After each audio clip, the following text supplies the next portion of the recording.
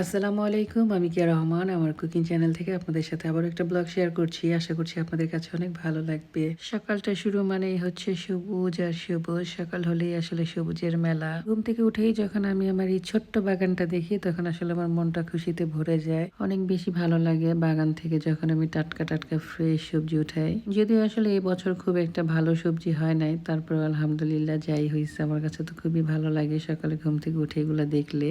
আর আজকে হচ্ছে আমার সাহেবের ছুটির দিন। ছুটির দিন মানেই হচ্ছে আনন্দের দিন। ছুটি আসলে অনেক ভালো লাগে আসলে। বাচ্চাদের আসলে আজকে ইচ্ছা ছিল তারা ম্যাগি খাবে, তাই ম্যাগি রান্না করে দিছিলাম। সকালটা আজকে শুরু হয়েছে ম্যাগির ছোঁয়ায়। যাই হোক, সাহেবের ছুটির দিনগুলো আসলে আমাদের কাছে অনেক বেশি স্মরণীয়, কারণ সে একটার একটা কিছু করবেই। হয় সে আমাদেরকে বাইরে ঘুরতে নিয়ে যাবে, না হয় বাসায় কিছু করবে, হয়তো বা গ্রিল পার্টি করবে, না হলে বাসায় নিজে রান্না করবে। সবকিছু মিলে আসলে ছুটির দিনগুলো খুবই রিল্যাক্সে কাটে আমার। কাজের অলসতা আসলে আমার কখনোই ছিল না, এখনো তো একদমই নাই। তবে এখন আসলে মাঝে মাঝে অসুস্থ হয়ে যায়। আসলে দিন দিন বয়স বাড়তেছে, অসুস্থতা আসলে ধরতেছে শরীরের মধ্যে। এখন আসলে শারীরিক অবস্থা হয়ে গেছে এরকম, সকালে ভালো তো বিকেলে অসুস্থ। মানে একেবারে বিদেশের আবহাওয়া যেমন ঠিক তেমন হয়ে গেছে। বিদেশে যেমন বৃষ্টি আসতেও সময় লাগে না, আবার রোদ আসতেও সময় লাগে না। শরীরের অবস্থা এখন ঠিক আমাদের এরকম হয়ে গেছে।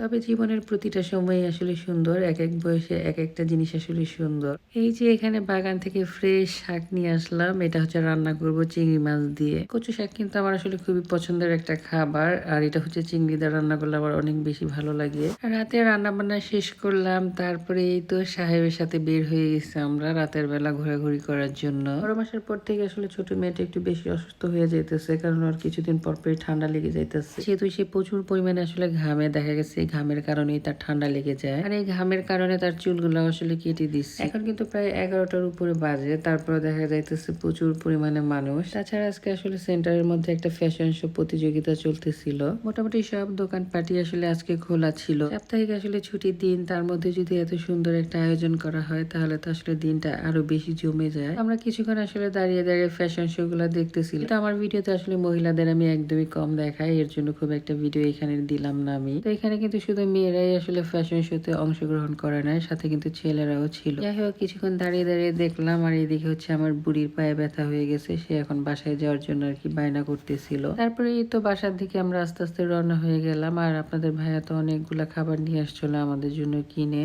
আসলে দিন দিন যত বয়স বাড়তেছে স্বামীর প্রতি তত বেশি ভালোবাসা মনে হইতেছে বাড়তেছে। আশেপাশে আসলে এখন মনে হয় স্বামী ছাড়া আর কেউই নাই। কি অদ্ভুত এক সুন্দর সম্পর্ক, যার সাথে আমার কোনো রক্তের সম্পর্ক নাই, কোনো কিছুর সম্পর্ক নাই, সেই মানুষটাই আসলে এখন আমার সবকিছু জুড়ে। আমি প্রচন্ড জীবন গল্প শুনতে পছন্দ করি, আর গল্পের বই তো আগে অনেক বেশি পড়তাম। এখন আসলে খুব একটা সময় হয় না বই পড়ার, তবে যখনই সময় পাই কিছু কিছু জীবন গল্প শুনি। আসলে অন্যের গল্পের থেকে নিজের গল্প থেকে অনেক কিছু শেখার আছে। আসলে এই অদ্ভুত দুনিয়াতে এক একজনের জীবন গল্প এক এক রকম। যাই হোক, সবকিছু মিলিয়ে আলহামদুলিল্লাহ, আল্লাহ তাআলার কাছে শুকরিয়া। গরিব হয়ে আসলে মনে যদি সুখ থাকে, এর চাইতে বড় পাওয়ার কি হতে পারে। আর এখানে আছে হচ্ছে আমার সবচাইতে পছন্দের খাবার, এটা হচ্ছে জিলাপি। এটা তো আমি অনেক বেশি পছন্দ করি। আসলে জিলাপি দেখলে আমি সেখান থেকে কিনে আনবোই আনবো। এটা ছিল আমাদের একটা সুন্দর দিন, যেটা আপনাদের সাথে শেয়ার করলাম। আশা করি ভালো লাগছে। আজকের মতো এই পর্যন্তই। আসসালামু আলাইকুম।